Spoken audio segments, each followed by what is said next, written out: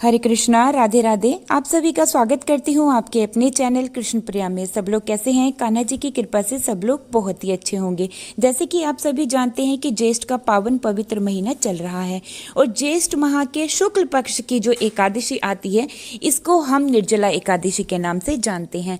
तो आज हम इस वीडियो में जानेंगे कि निर्जला एकादशी पर लड्डू गोपाल जी का स्नान, श्रृंगार, भोग सेवा किस प्रकार से करनी है। साथ ही जानेंगे कि निर्जला एकादशी कब है, 17 जून को रहने वाली है या फिर 18 जून को निर्जला एकादशी का व्रत करें। पारण का शुभ मुहूर्त क्या है, सारी जानकारी वीडियो में लेकर के आई हूँ। अगर आपको वीडियो अच्छी लगे तो लाइक शेयर जरूर से कीजिएगा। अगर आप हमारे चैनल पर पहली बार आए हैं तो प्लीज चैनल को सब्सक्राइब भी जरूर से कर लीजिएगा। देखिए, एकादशी का जो पूजन हम करते हैं वो सुबह जल्दी उठ करके करते हैं, इसलिए लल्ला को भी सुबह जल्दी उठाएं निर्जला एकादशी के दिन। फिर उनको जलपान आदि कराएं जैसे कि हम रोज कराते हैं। फिर लल्ला को थोड़े समय के बाद स्नान कराएं। स्नान आप पंचामृत से करवा सकते हैं, आप दूध से करवा सकते हैं, दूध कच्चा ही होना चाहिए। आप हल्दी से स्नान करवा सकते हैं, आप शहद से भी लड्डू गोपाल जी को स्नान करवा सकते हैं। अगर आपके यहाँ पर यमुना जल है तो थोड़े जल में यमुना जल मिला करके उससे भी आप लड्डू गोपाल जी को स्नान करवा सकते हैं। अगर यमुना जल नहीं है तो शुद्ध जल से ही आप लड्डू गोपाल जी को स्नान कराएं। स्नान कराते समय ओम नमो भगवते वासुदेवाय, ओम श्री कृष्णाय वासुदेवाय नमः, इस मंत्र का जाप आप जरूर से करें। देखिए, ज्येष्ठ मास के शुक्ल पक्ष की जो एकादशी है इसको हम निर्जला एकादशी, पांडव एकादशी, भीमसेनी एकादशी के नाम से जानते हैं। ये एकादशी बहुत शुभ और बहुत फलदायक एकादशी होती है। देखिए, जो भक्त साल की सभी एकादशियों के व्रत नहीं रहते हैं तो वो इस निर्जला एकादशी का व्रत रख करके वो जो है सभी एकादशियों के पुण्य फलों को प्राप्त कर सकते हैं। इसमें साधक को निर्जल व्रत रखना होता है, बिना कुछ खाए पिए उसको इसी तरह से व्रत करना होता है, तभी उसको जो है साल की सभी 24 एकादशियों का फल एक निर्जला एकादशी के व्रत के करने से ही प्राप्त हो जाएगा। निर्जला जैसे कि नाम से ही पता चलता है कि इस व्रत को हमें निर्जल रहना होता है। निर्जला एकादशी साल की बड़ी एकादशी होती है, तो जो भक्त एकादशी व्रत को शुरू करना चाहते हैं तो वो इस निर्जला एकादशी से व्रत को उठा सकते हैं, व्रत को शुरू कर सकते हैं। यहाँ पर मेरे श्याम सुंदर जी का स्नान हो गया है और अब मैं उनको बहुत अच्छे से पोंछ लेती हूँ और उनकी थोड़ी सी इत्र की मालिश कर लेते हैं। देखिए, जैसे कि अभी गर्मी है तो जो इत्र हमारे लड्डू गोपाल जी को ठंडक देते हैं, हमें ऐसे इत्र का इस्तेमाल करना चाहिए। हमारे यहाँ रोज ही हमारे लल्ला की इत्र सेवा की जाती है, लेकिन अगर आप रोज लड्डू गोपाल जी की इत्र से सेवा नहीं करते हैं तो किसी विशेष तिथि पर आपको जरूर से करना चाहिए, जैसे कि एकादशी, पूर्णिमा या जिस दिन आप व्रत करते हो, ऐसी तिथियों पर आपको लड्डू गोपाल जी की इत्र सेवा जरूर से ही करनी चाहिए। निर्जला एकादशी के दिन लड्डू गोपाल जी को पीले रंग की पोशाक या फिर सफेद रंग की पोशाक धारण करवाएं। आप इस दिन नई पोशाक लाकर भी अपने लड्डू गोपाल जी को धारण करवा सकते हैं, लेकिन अगर नई पोशाक नहीं है तो जो भी पुरानी पोशाक रखी हुई है उस पर थोड़ा सा गंगा जल का छींटा लगा करके आप अपने लड्डू गोपाल जी को धारण करवा सकते हैं। निर्जला एकादशी के दिन आप लल्ला का प्यारा सा सुंदर सा श्रृंगार करें। आप चंदन से भी श्रृंगार कर सकते हैं, लेकिन गर्मी बहुत ज्यादा है तो इसीलिए लल्ला का ज्यादा हैवी श्रृंगार ना करें। देखिए, इस बार एकादशी व्रत को लेकर के बहुत अधिक कंफ्यूजन है। कुछ लोग कह रहे हैं 17 जून को एकादशी है, कुछ कह रहे हैं 18 जून को एकादशी व्रत का पालन किया जाएगा, और हमारे घरों में जो कैलेंडर है उसमें भी 17 जून और 18 जून 2 दिन की एकादशी बताई जा रही है। तो व्रत कब करें, 17 जून को करें या फिर 18 जून को निर्जला एकादशी का व्रत रखें? सबसे पहले जान लेते हैं कि एकादशी की जो तिथि है वो शुरू कब से हो रही है। तो देखिए, 17 जून को सुबह के समय में 4:45 से एकादशी तिथि शुरू हो जाएगी और इसका जो समापन होगा वो 18 जून को 6:25 AM पर होगा।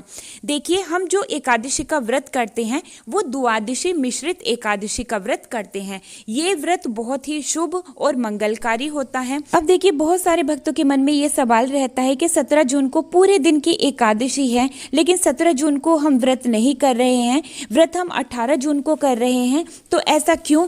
तो देखिए, 18 जून को जो एकादशी है वो द्वादशी युक्त एकादशी है, है और बहुत ही शुभ संयोगों के साथ एकादशी व्रत है।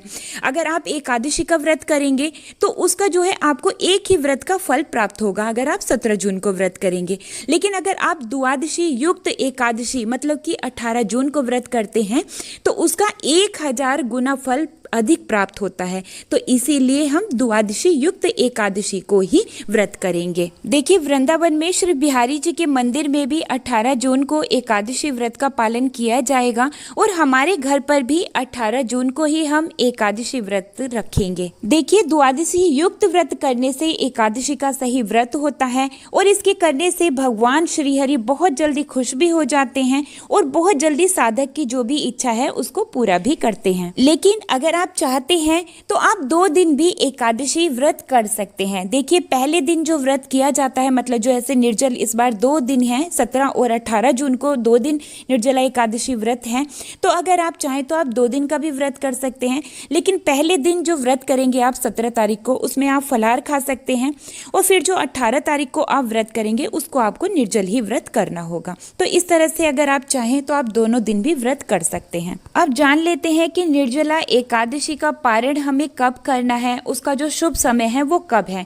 तो देखिए, जो लोग 18 जून को निर्जला एकादशी व्रत करेंगे उसका जो हमें पारण करना है वो 19 तारीख की सुबह में पारण करना है और उसका जो शुभ समय है बहुत थोड़े समय के लिए है, आपको इसी समय के बीच में पारण कर लेना है।